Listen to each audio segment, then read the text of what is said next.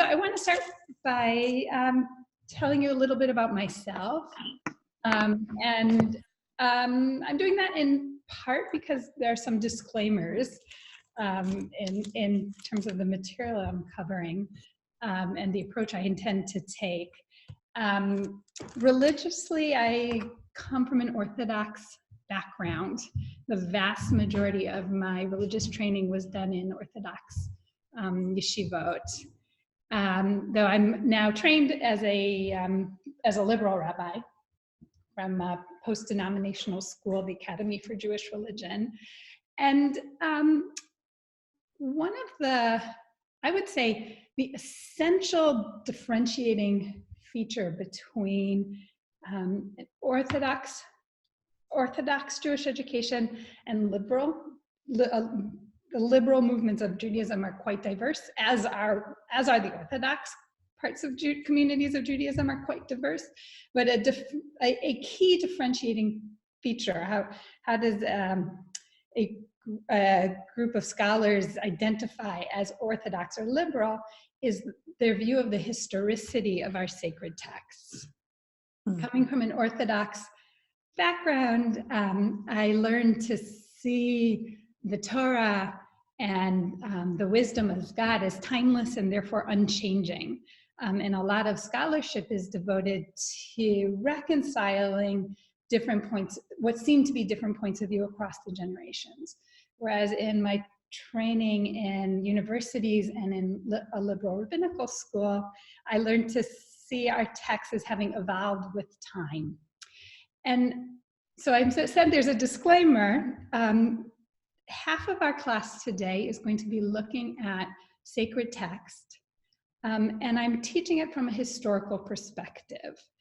And I just wanted to let you know that up front, because sometimes for some of us who come from a more traditional background, that can be off-putting. And my intention is not to delegitimize the more traditional view at all. I come from there, and I think that the more traditional view, I have seen the way it brings forth creativity and devotion, in some ways incomparable. But I've landed in a historical view. That's where I stand now, and that's the perspective I'm going to be teaching in today. I have second piece about me is before I trained to become a Jewish professional, I actually trained to be a scientist. And I come from a family of scientists. As I was mentioning to Mike and Ellen a moment ago, some of you overheard, my husband's a physicist, my father's a physicist, and actually many members of our family are physicists specifically. I trained in biochemistry. I hold a PhD in biochemistry. And the second half of our talk of our class today is going to be taking a scientific view of our subjects. And again, I want to offer a disclaimer. The scientific portion of our conversation is going to be about neuroscience and cognitive science, which is not an area where I have professional training in particular. But I do have training and background as a scientist. So, I'm not speaking as a professional precisely, but not as a layperson either, somewhere in between. Anyone have questions or concerns about all of that before we launch into real material? So, and I also want to say, this is my first time doing a webinar, so I'm working it out. I have a lot to say. But I hope, the idea of doing a webinar as opposed to a recorded lecture is that you can all contribute. So please don't hesitate to unmute and speak up if you have a question or something interesting to share. And otherwise, I will just keep on talking. So at the core of this time of year, Jews are thinking about teshuvah, often translated as repentance, but really means returning. It means returning to be our better selves, our best selves. And this idea of being able to change ourselves and become better people, it's not, of course, just at the core of the high holidays and Elul. It's at the core of every single religion and spiritual practice. And really, there are two consequences to our belief that we can change ourselves. Two sort of classes of consequences. One is that we are morally responsible for our actions. If we can't change ourselves, if we were just robots programmed to do what we do, then we're really not morally responsible. And another example you might think hold up even more than a robot. If, God forbid, a mountain lion attacks a person and kills them, we would take out the lion, but we would be doing it in order to protect ourselves and not with the sense that the lion deserved what he got. Because we do not view the lion as morally responsible. We understand that the lion is programmed to attack. And the other reason why, so there's one hand is moral responsibility, which is outward facing. Can we hold each other accountable? And then the other piece of this discussion that is so crucial is inward facing. If we believe ourselves capable of change, then we can change ourselves. And if we don't believe ourselves capable of change, then we cannot. And I brought, if you'll turn to the source sheet now, what I'm going to be doing is reading through the sources and using them to punctuate what I have to say. An example in Ezekiel: when a righteous person turns away from his righteousness and does wrong, he shall die for it. He shall die for the wrong he has done. And if a wicked person turns back from the wickedness that he practiced and does what is just and right, such a person shall save his life. So there we have right there in the Bible, in Ezekiel, this concept of accountability.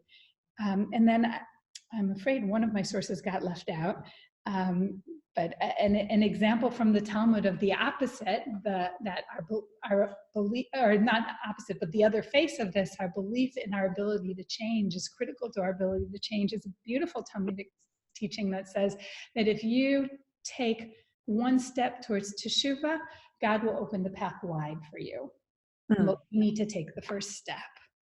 And these are just these two sources that I brought are just examples. There are many, many other such examples.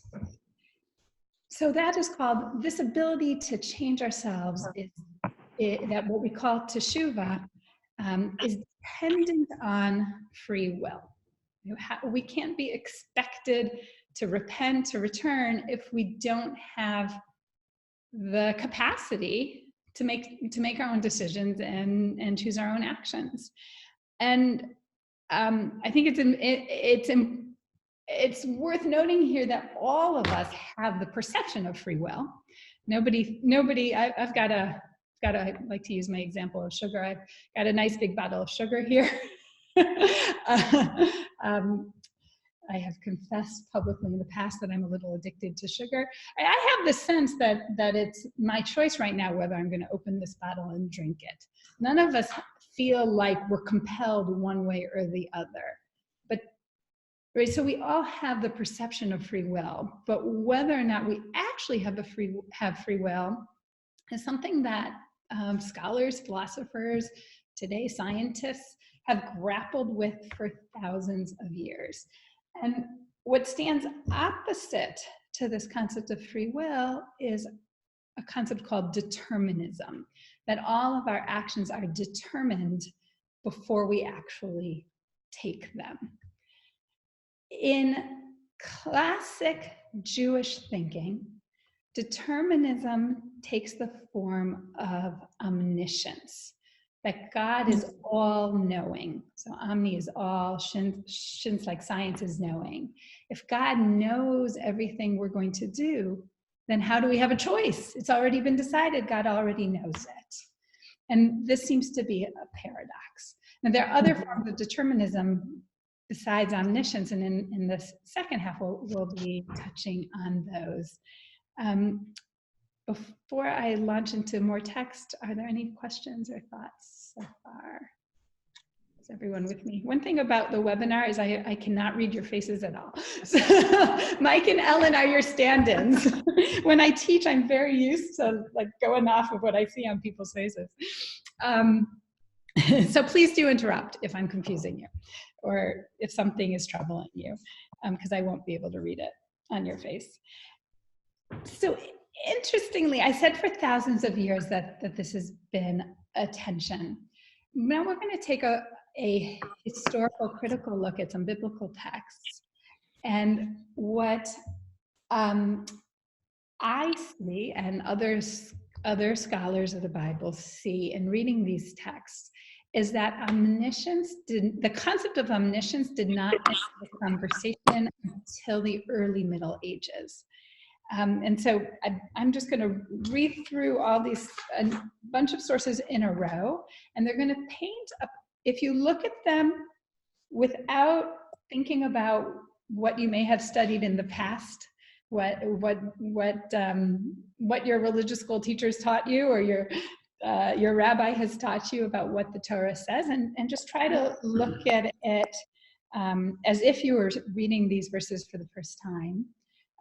And for many of you, it may be the first time. It's going to paint a picture of a God that is quite different from the God that we have come to know. Ezekiel 33:11. Say to them, as I live, declares the Lord God, it is not my desire that the wicked shall die, but that the wicked turn from his evil ways and live. Turn back from your evil ways, that you may not die, O house of Israel. So we see here that God is saying, I don't want to punish you, but I need you to turn back. You have to do it. Oh. Genesis 2:19. And the Lord God formed out of the earth and the wild beasts and all the birds of the sky, and brought them to the man to see what he would call them. And whatever the man called each living creature, that would be its name. So the man here has agency. God does not appear to know the names of the creatures until the man, in Hebrew it's Adam, until Adam declares the names. Genesis 6 verses 6 and 7. And the Lord regretted that he had made man on earth, and he was saddened to his heart. This is just before the story of the great flood of Noah. The Lord said, I will blot out from the earth the men whom I created, men together with beasts, creeping things, and birds of the sky, for I regret that I made them. So this is a God who experiences regrets. Genesis 8:1. God remembered Noah and all the beasts and all the cattle that were with him in the ark, and God caused a wind to blow across the earth, and the waters subsided. This is a God who could turn his attention away from Noah, put him in the back of his mind while he's busy destroying all other life, and then turn his attention back to Noah when the flood is over. Genesis 11:5. The Lord came down to look at the city and tower that man had built. This is from the episode of the Tower of Babel that some of you may be familiar with. Somehow God has to come down, perhaps that's figurative, but God has to turn his attention to see exactly what's going on here. And finally, Exodus 2, verses 23 through 25. A long time after that, the king of Egypt died. The Israelites were groaning under the bondage and cried out, and their cry for help from the bondage rose up to God. God heard their moaning, and God remembered his covenant with Abraham and Isaac and Jacob. God looked upon the Israelites, and God took notice of them. So again, we see here an image of a God whose attention can move. And when God's attention is elsewhere, he is not in some ways remembering what's going on locally. Taken together, these verses seem to paint a picture of a God that is not omniscient. And if God is not omniscient, then the tension between free will and omniscience has not yet developed in human thinking. Marcia, do you have a question? Marcia, I think Marcia's trying to ask a question, but you're muted. So God in these paragraphs that we're reading is not omniscient, but it seems like God is omnipotent. That's a good point. Yes. Or at least very powerful at some point. Which is also a problem for free will. Correct. Well, yes. If you look at Ezekiel, the Ezekiel 33:11, the very first of the series of verses I read, second verse on your sheet, or second source on your sheet, that suggests a God that's not fully omnipotent, in the sense that God is waiting for us to do teshuvah rather than forcing us to do teshuvah. But there are other verses, actually in Ezekiel proper and in other prophets, that suggest that God has the ability, should he choose to exercise it, to change our will. Actually, Exodus seems to suggest that as well, that God hardened Pharaoh's heart. So you're absolutely right, Marcia. It does seem in the biblical texts that although God is not omniscient, God has the capacity to force our hand, but generally refrains from doing so except in exceptional cases. So in a sense, I do not have omnipotence over my children, but I do have a lot of control over what they do. They do nonetheless have free will. And I think that the relationship described in the Bible between God and humanity is quite akin to the relationship between a parent and a child. The parent sees a lot more than the child. The parent can manipulate the child without the child even realizing it. And the parent can physically control the child. I'm talking about young children. But the parent is certainly not omniscient, nor omnipotent towards the child. Was there another question? That's good. Okay, thank you. So that's the biblical era. The first text that appears to suggest omniscience and appears to suggest this tension between free will and omniscience arrives in the Mishnah. The Mishnah was finalized in the year 200 of the Common Era, but the rabbi being quoted here was Rabbi Akiva, who witnessed the destruction of the temple, which occurred in 70 of the Common Era. So it gives you a rough idea of when this teaching would have happened. So this is, the text I'm about to read is Pirkei Avot 3, passages 15 and 16. I want to say that this text in traditional circles is understood to be a statement of God's omniscience and free will and the paradox between the two. But I do not see it that way. And I will explain to you why in a moment. So Rabbi Akiva said, everything is seen. The Hebrew here is safoi. The Hebrew for seen is safoi. And in any classic translation, that is any translation that is basing itself on classic or Orthodox sources, safoi will be translated as foreseen. So everything is foreseen. Permission is given, and with goodness the world is judged, and all goes according to the majority of the deed. And so here seems to be a classic statement of the paradox. God foresees everything, and yet gives us permission to do whatever we want. But then God is going to judge what we do, and God is going to use a generous lens in judging our actions. But in the end, we will be judged based on based on the prevalence of the evidence for or against us. So how you translate that word safoi, seen or foreseen, is really critical here. Because if safoi just means seen, then rather than a statement of tension between omniscience and free will, this is simply a restatement of the philosophy we just described a moment ago. God sees everything you do. Again, think of the parent with the child. I'm watching you. What choices are you going to make? Don't think you can hide from me, but you still have total free choice to choose one way or another. And in fact, Safoi comes from the same word as scout. Har Hatzofim, Mount Scopus, where Hebrew University sits, is a lookout point over Jerusalem. And it's not a very common word in the Talmudic era. So knowing whether the word Safoi here refers to looking ahead in time or simply watching, God is watching the whole world.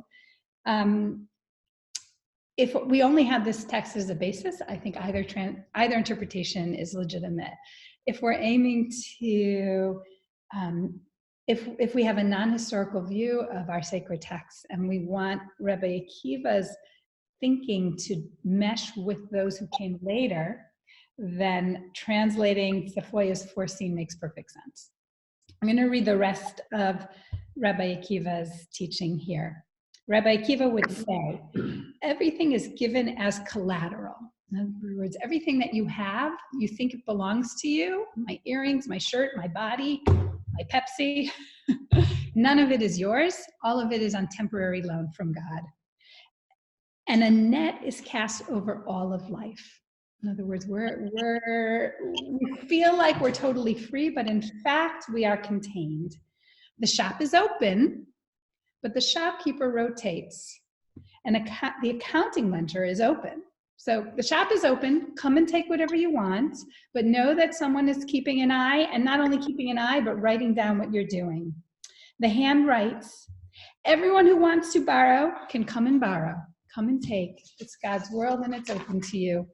But the collectors go constantly on their daily rounds and collect payment from each person with or without his knowledge, and they have on what to rely. The judgment is true and everything is prepared for the feast.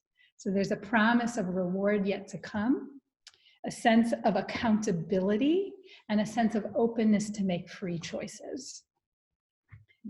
Any questions on all of this? This is kind of heavy stuff.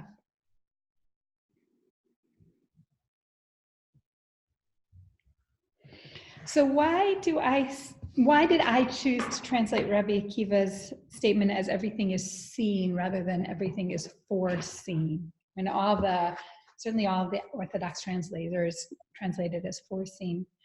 It's because in years of studying Talmud, I see many, many passages that reflect a God who is much more anthropomorphic than the omniscient God that my day school teachers taught me about.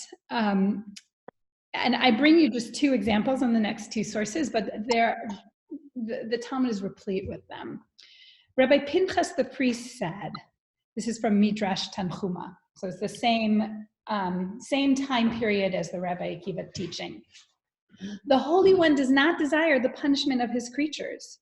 What does the Holy One desire? And by the way, this is reminiscent of the very first Ezekiel verse, and in fact, that's our quotations from Ezekiel that I omitted just for time and space. What does the Holy One desire? To prove the righteousness of his creatures. Know that even when people sin and he becomes angry, what does the Holy One do? He seeks an advocate to plead on their behalf and provides a path for the advocate. So you see how anthropomorphic this God is. He's not physically controlling things. He doesn't know the outcome of the arguments, but he's setting a lot up. And then the next source, the source from Brachot is even more powerful in terms of seeing a God who is not omniscient and is much more human than the God that we've traditionally come to learn about. What does God pray? Rav Zutra Bartovia said that Rav said, God says, so this is God's prayer. And what preceded this was a discussion of, does God pray? Of course God prays. I omitted that part because it was too lengthy. And then they bring various proof texts that God prays. May it be my will that my mercy will overcome my anger, and may my mercy prevail over my attributes. And may I conduct myself toward my children with the attribute of mercy, and may I enter before them with kindness that goes beyond the letter of the law. I'm going to pause here again and ask if there are any questions about the Talmudic era texts. I have a question. This is Lisa. Yeah, hi, Lisa. When it refers to an advocate, who would that be? What would that be?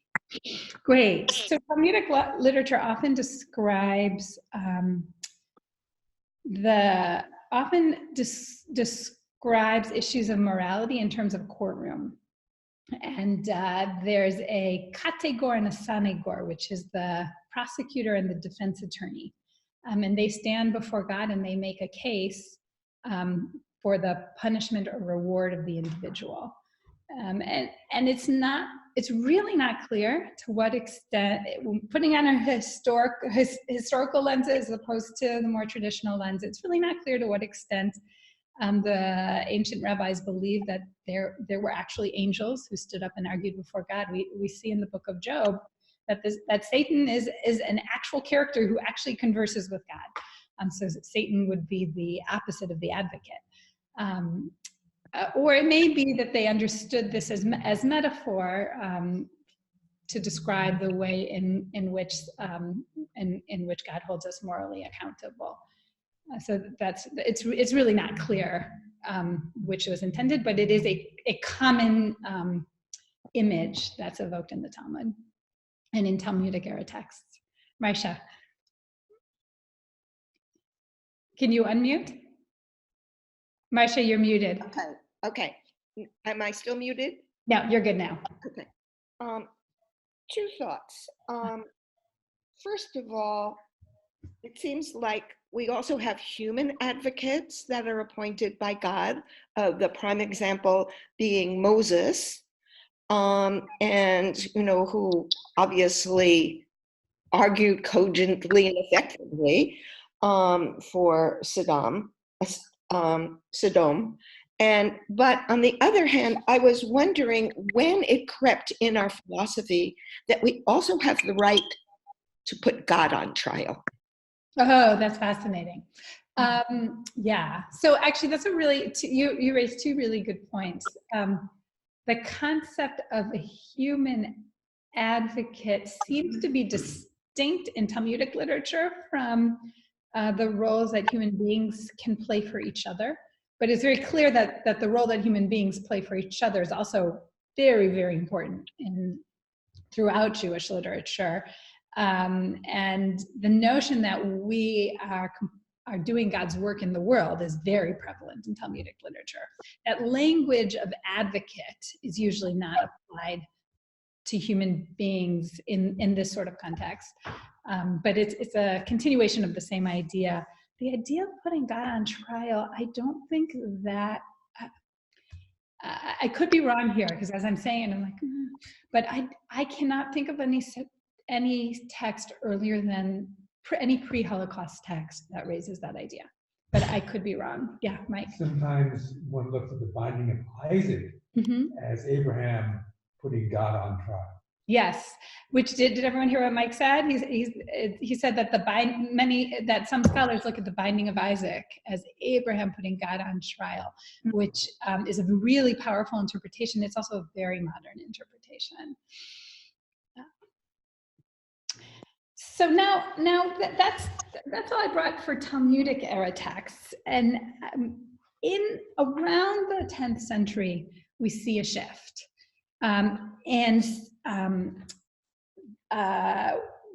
We start to see more texts that are viewing God as omniscient and are uncomfortable with biblical passages that seem to describe a more anthropomorphic God, that describe God in human language. And so I brought you 3 examples, but again, there are many, many examples of this. So the first one is Radak. I chose that one because it was a commentary on Genesis 6:6, which is one of the biblical verses we read earlier.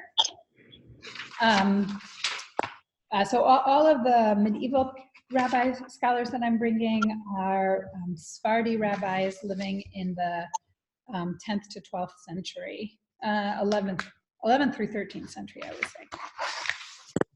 Vayinachem Adonai, and God regretted. The expression Vayinachem, he regretted. So this is God regretted that, I think God regretted that he created the human being and therefore brought down the flood. The Torah speaks in the language of human beings. In truth, God is not a person to feel regret, for his desires do not change. He is blessed and elevated. Not quite omniscient, but we don't quite see omniscience in this text, but we see that Radak is uncomfortable with the image of a God whose opinion and understanding can change. And Nachmanides uses the same language. The Torah speaks, Adonai regretted, the Torah speaks in the language of human beings. And this concept of the Torah speaks in the language of human beings is often invoked to explain biblical verses that are uncomfortable. What's kind of fascinating here is that phrase, the Torah speaks in the language of human beings, Diber Torah Kilshon Bnei Adam. It's actually a Talmudic phrase, but it is used in the Talmud in a totally different way. The Talmud is interested in making sense of every single word. And there are places where the Bible repeats itself. A historical view would say, well, the Bible is repeating itself for poetic reasons, right?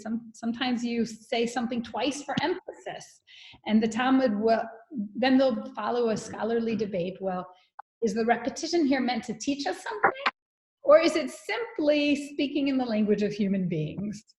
And so the medieval scholars borrowed that phrase, the Torah speaks in the language of human beings, in order to explain philosophical challenges with the text.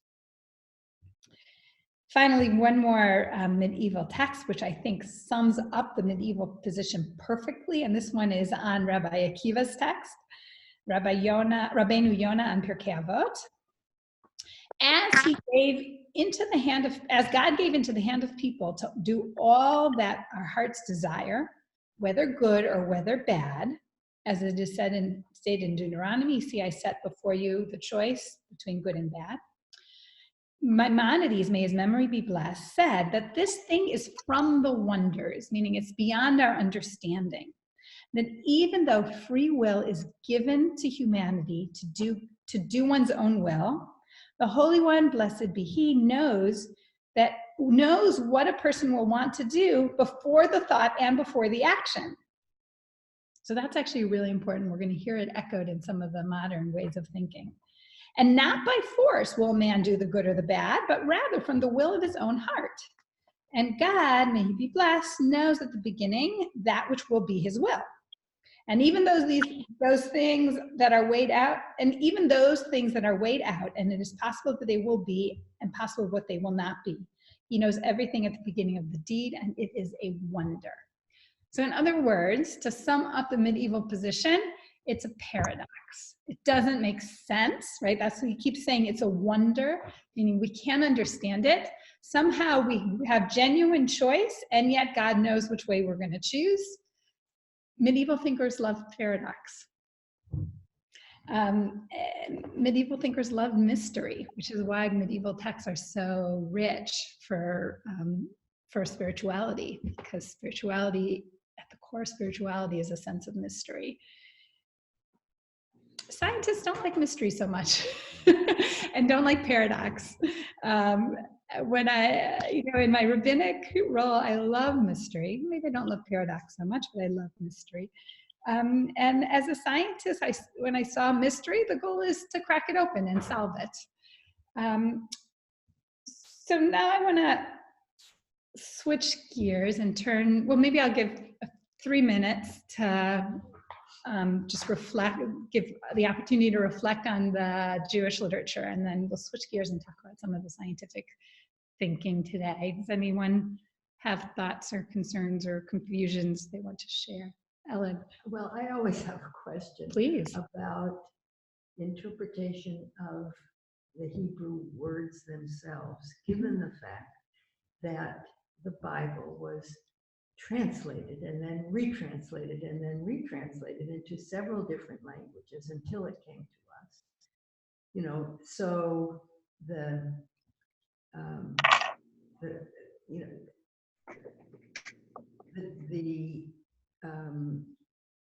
what the translations themselves, the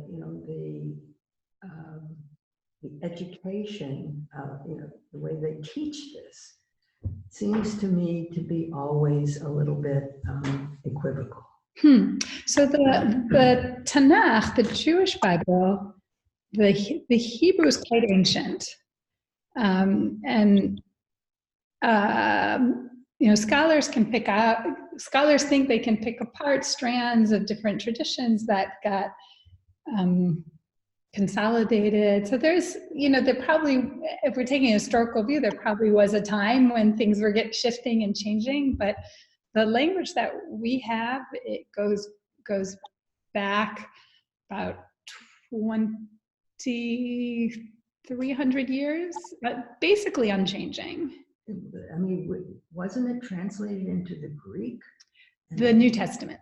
Well, no, the Old Testament as well. But yes, but as Jews, we work from the Hebrew text, which goes straight back. So there's no, but that being said, our language evolved. And so sometimes when I sit down to study with Israelis, there's this funny moment where, they're the experts in Hebrew, but I know that I understand better than they do because my training was a classic training and I understand how this Hebrew word was used in biblical times and they're thinking about how it's used in modern times. So the language does evolve, but also Hebrew was not a spoken language for a long time, which means that it has not evolved nearly as rapidly as, say, English. So, although Shakespeare is much more recent than the Bible, in terms of amount of change, an Israeli opening the Bible is quite similar to an American opening Shakespeare. Yeah. Does that help? Yeah. Great. Are there other questions, concerns, confusion? Yes, this is Judy. Hi, Judy. Regardless of the discussion of the language changing or our understanding of it, I think these passages show us that Judaism has changed interpretations. Yes. And that some of the stricter, narrower interpretations that the Orthodox say are as God gave us the Torah and it stayed the same exactly, that is more modern, like from the Middle Ages, those interpretations, than from the original, where we might have seen God as regretful or God is more anthropomorphic. And then that the Jews who were writing in the Middle Ages became stricter and required more strict interpretation. So it in fact is always reformed and always been changing, not just modern. I agree. And actually one of the reasons I find liberal Judaism so empowering, and for me personally in my own journey, a large part of why I left Orthodoxy, because it frees me up to find a theology that makes sense to me. And often the more ancient texts speak to me more so than the texts that are a little closer to us in time. I think you're right on there. So if we're following the sort of the arc of this thinking, I think what we said was it starts out as, in Genesis and in Ezekiel, God is not omniscient because it shows that he could be paying attention somewhere else and not paying attention to whatever's going on right now and then come back to it. And then in Talmud times, the traditional translation is, yes, omniscience, because of what Akiva says. But then when you get to medieval, it's not really omniscient, but also not human. So somewhere in both, the paradox. Is that a fair? I'm going to tweak that a little. The Rabbi Akiva text is the only text I know of that suggests omniscience. And I think that that's a false translation. So you're correct that Orthodoxy uses that as evidence for omniscience. But I would say in Talmudic times, the rabbis did not have a vision of an omniscient God, and I'm well supported by academics, university scholars who've spent many more years thinking about these things than I have in making that statement. In medieval times, omniscient is in medieval times among Sephardi Jewry. So Sephardi Jewry was more under Muslim influence. Ashkenazi Jewry was more under Christian influence, and things are different there. But in medieval times, also Sephardi Jewry was where the heart of scholarship was. Omniscience is assumed. It would have been considered heretical to claim that God is not omniscient. And then in Islam, we know that our rabbis engaged in conversation with Islamic scholars, and Islam has a very non-anthropomorphic understanding of God. And so that's essential, and that was essential in developing Jewish thinking. And I think the Rabbeinu Yonah text makes that the most clear, right? Where he spells out that paradox. Even though we have free will, God knows what he will want to do before the thought and before the action. I mean, even before I even think, shall I drink this sip of Pepsi? God knows I'm going to do it.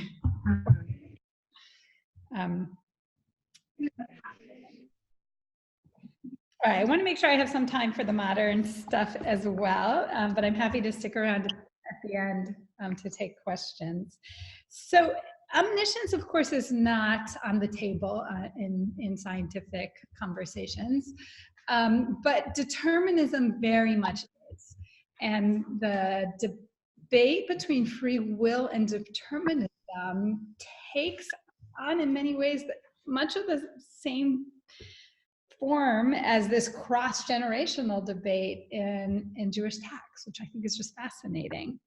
And I had started by saying that free will implies both moral accountability and internal motivation to change.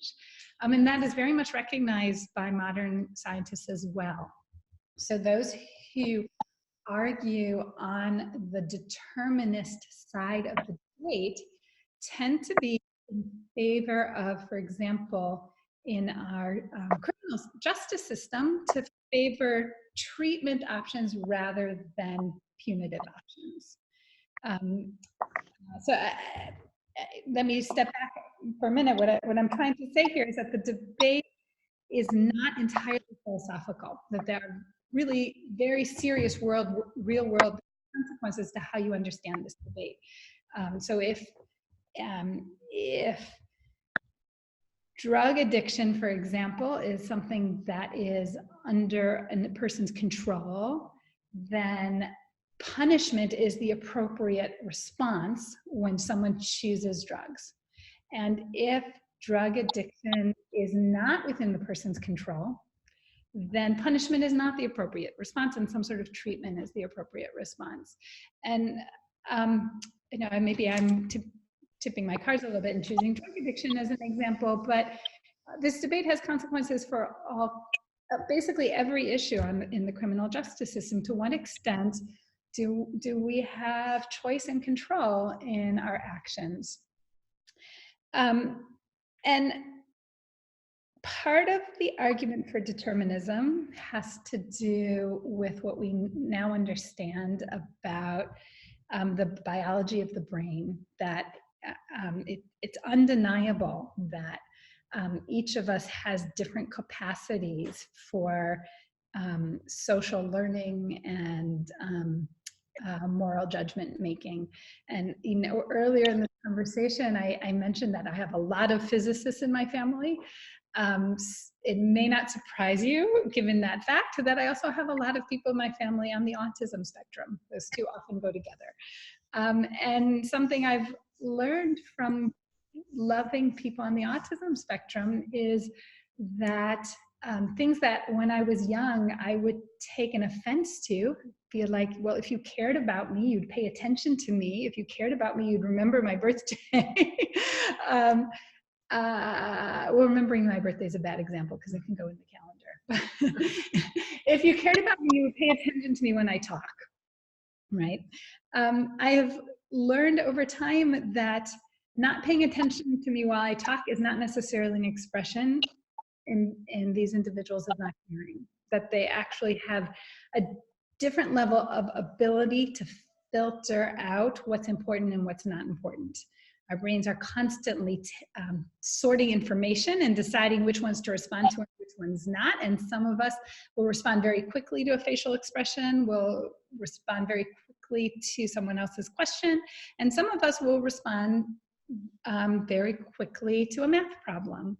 And there's just a range of innate capabilities there.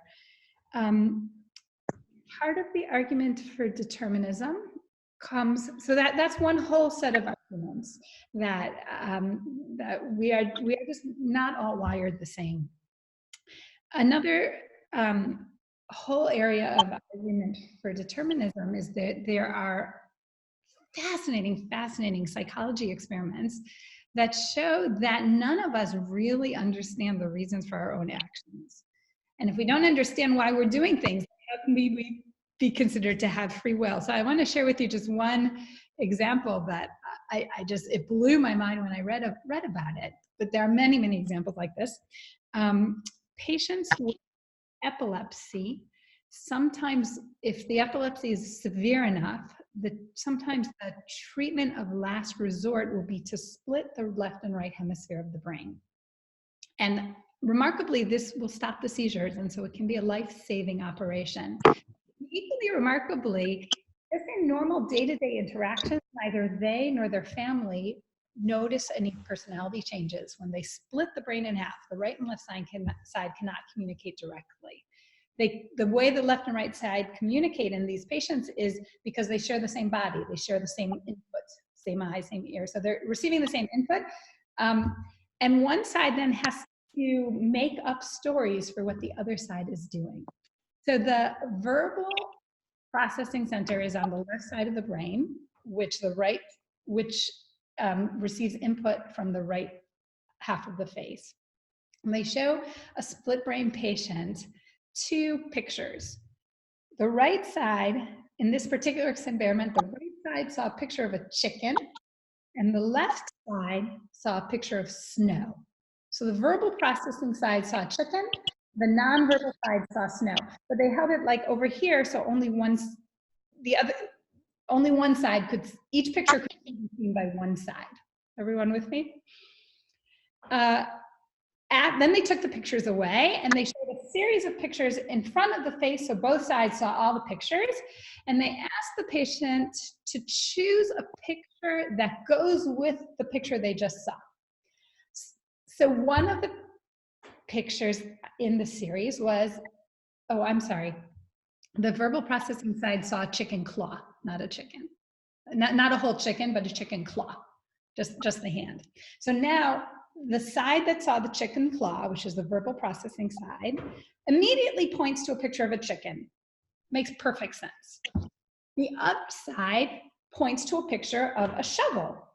Also makes sense because that side saw snow. Shovel goes with snow. Then the experimenter asked, why did you choose those pictures? Only this side of the brain, this controlling the left side, can answer because the right side doesn't understand language. So the person says, I chose the chicken because it goes with the claw.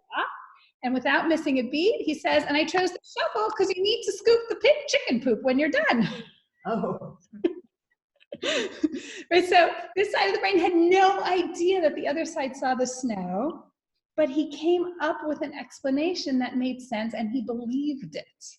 If that's the key, he believed his own explanation. And there are many other examples. Another example is when psychologists asked subjects, what is their favorite laundry detergent? Their answers are all over the map.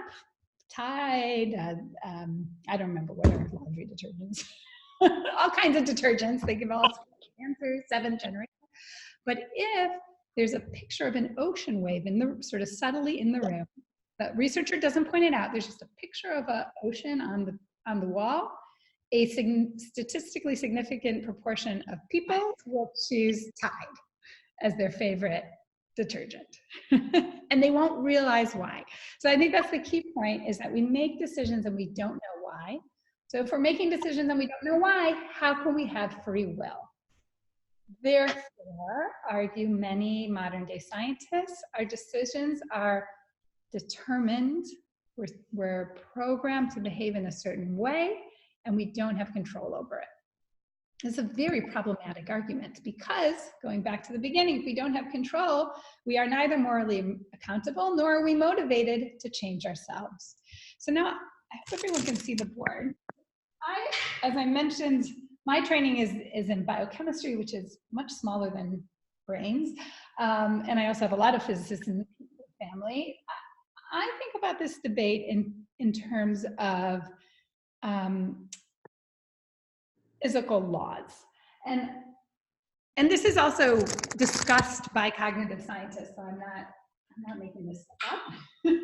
So our world is organized on different levels of, there are different levels of organization in the natural world. So the most fundamental level would be, well, quarks. I'm not going to get down to quarks. Second most fundamental level would be subatomic particles, like electrons, protons, and neutrons are the basic subatomic particles. Can everyone see what I wrote, or is it too small? Too small. Okay. Subatomic particles. These are controlled by quantum mechanics. Hopefully you can hear me. Thank you, Ellen. So subatomic particles are controlled by quantum mechanics. That is not determined. Quantum mechanics is, when quantum mechanics was first developed in the first half of the 20th century, it was hugely controversial. Albert Einstein famously rejected it. How could it be that our universe is not determined? But it has held true through many decades of experimentation now, that it is not predictable how an electron will behave. It is, so that means it is not determined. There's nothing programmed into this electron that will determine how it behaves. However, once you get to the level of atoms and molecules, things change, because although given electron, it is impossible to predict how it will behave. When you have millions and millions and millions of electrons all in the same space, you can predict how the aggregate will behave through statistics. So I don't know how any one electron will behave, but I can predict with very great degree of certainty how the huge collection of atoms and of electrons will behave, and that makes up atoms and molecules. So when we get up to the level of atoms and molecules, things are now determined. Is everyone with me? When we get beyond atoms and molecules, get up to the levels of cells, tissues, organs. Well, no, I'm going to leave organs. Cells, let's say cells and tissues. Biologists would say that these are stochastic, which is actually kind of similar to the way that atoms and molecules are determined. Meaning, I cannot predict how any individual cell is going to behave, but I can give a very good statistical analysis of the likelihood of a cell behaving this way or that. And if I have enough cells, I can predict how the collection of cells will behave. Does that make sense? So it's all built on determinism, but I can't predict any individual cell. Now we get up to the level of organs, and in particular, the brain. And here things are already debated, but most neuroscientists will say that the behavior of the brain is pretty much all that I was saying earlier. But when we get above the level of the brain to the mind, well, that's what our debate is. Do we have free will, or are things determined? And many physicists will say, and I mentioned my family of physicists earlier. I have an uncle, my husband's uncle, who trained as a physicist, who's now writing a book about this. The universe is not determined. At our most fundamental particles, subatomic particles are not determined. So there's no reason why you need to say that all the way up there, the mind is determined. There's plenty of and neurological processes are controlled by electrical impulses. So there's plenty of space to say that things are not pre-programmed in. But many, most neuroscientists will say, well, the brain is determined. Cells are stochastic, which means that we can predict how a large aggregate will behave, maybe not an individual one, but the collection. So if the brain is determined, because the behavior of the large group of cells making it up is determined, the mind is determined too. But here's where a really controversial piece comes in, because many cognitive scientists will say, yes, the brain makes up the mind, but the mind can also reshape the brain. And for me, having trained, should I leave that? For me, having trained as a biologist, that argument makes perfect sense, because I can see the ways in which biology has reshaped molecules on this earth in a massive, massive way. So for neuroscientists, this is a very controversial idea that something at a higher level of organization can shape something at a lower organization. For me as a biologist who trained in biochemistry, it makes perfect sense. And how does this play out? So at this moment, I'm talking about my Pepsi addiction, and I'm not actually usually addicted to Pepsi, but I am addicted to sugar. At this moment, it is totally determined whether or not I'm going to drink this. I'm not. And I think all neuroscientists and most cognitive scientists will say that was already determined at the moment I picked up that drink, because the neurons were already set up the way they were going to be set up. But over a long period of time, if I engage in a thoughtful and intentional process, my mind can shape my brain to relieve myself of my addiction to sugar. So at that moment, it was determined, but right now I can take actions that will determine that a few months from now, with lower frequency, will I pick that up? Which at its core is the idea of teshuvah. And I want to close with a really important Jewish idea that is often misunderstood. Many times, because we teach our children about teshuvah around Rosh HaShana and Yom Kippur, many of us have grown up thinking that teshuvah is about the high holidays. Once a year we do teshuvah, but that's absolutely false.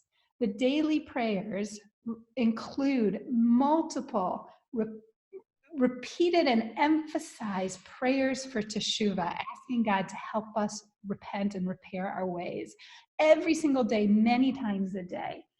The work of Yom Kippur and Rosh HaShana is to rededicate ourselves to an ongoing process. It's not, as to quote my friend Rabbi Gail Diamond, there's no personality transformation that happens in the high holidays. It's hard work that has to happen over a long period of time.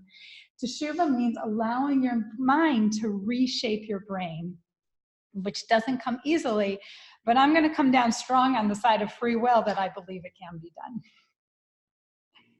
So that's my piece. We're at 11. So I want to say goodbye to anyone who needs to go, and I'm happy to stick around for a few more minutes if there are questions. And thank you. Mike is clapping. Judy, were you about to ask a question? Or I was going to say, Toda Rabah. Thank you. My pleasure. Thank you so much for joining. Was there, Ellen has a question. Well, we can just discuss this, Okay. offline. Offline. Are there people online? And again, I don't want to hold people past their time, so please do not hesitate to hang up. And if there's someone who has a question, I'm happy to answer. Just a comment. Profound. Thank you so much. Thank you, Marcia. I'm so glad you were here. Yeah, my mind is blown. I think I need to think about this for a long time. Great. Oh, I forgot to mention the last source is a bunch of books and some articles and one video that I highly recommend.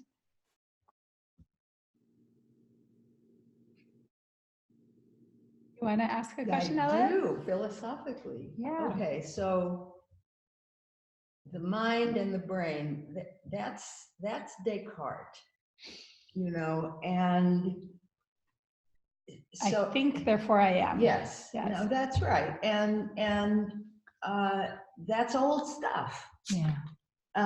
So I skipped right over that period. Not my expertise. You did. No, you did. And really well. I want to take this down. This is quite good. But you know, modern philosophers are really antithetical to that division between, you know, mind and body, and what is mind, you know, and you know, and I'm not sure where I'm not sure where I come down, but it seems to me that thinking about free will or determinism, our concept of free will is really a social construct.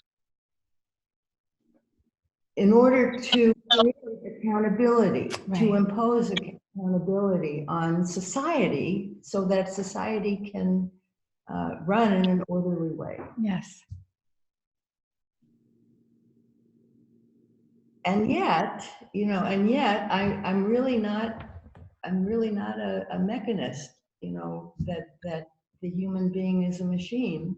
You know, it's more than that. So, you know, thinking about this particular problem and putting it together with the existential way of thinking is something that, you know, it's a conundrum, of course. This book, there's a book here on my reading list, Elbow Room by Daniel Dennett. Yeah. I'm pretty sure he's the one who makes that case that what you just said, that free will is a social construct. I'm pretty sure he's the one who really delves into that idea. He agrees with you that it's a social construct, but he also thinks it's more than that. Yes, social constructs are based in biology. That's right. They may not be mutually exclusive. Right. Yeah. But that's I'll have to do more thinking about that. But this is very interesting to go through the religious stuff. But I want to. Stochastic, I haven't heard that word. Stochastic. But I just, as you talk about the mind and the brain, sort of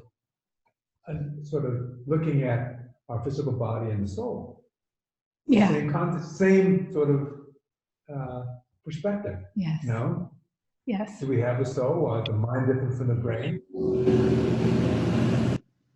I think there's something too, like if you continue the trend up from the subatomic to the atomic to the cell and so forth, and then the individual human, you know, if you want to take that a step further, we could talk about groups of humans. A society, a nation, the world as a whole, and how are groups of human beings going to choose to behave or choose to behave, and is it determined by, you know, one's context, like where one lives or when one lives, versus individual choice? I just added social constructs to the top of the list. I mean, I think that's really what Ellen was talking about, right? What Lisa is doing for us is connecting it to this whole hierarchy of organizations. Very nice. My point about the soul, another book on this list, I Am a Strange Loop, which does not directly deal with this free will, but for me was a mind-blowing introduction to cognitive science. Really talks about the mind as the soul. And it develops the concept of the soul with a modern scientific perspective. So which one? I Am a Strange Loop by Douglas Hofstadter. I love that book. That book changed my world. All right. Well, thank you, everyone. I wish you Shana Tova. Shana Tova. Uh, Thank you.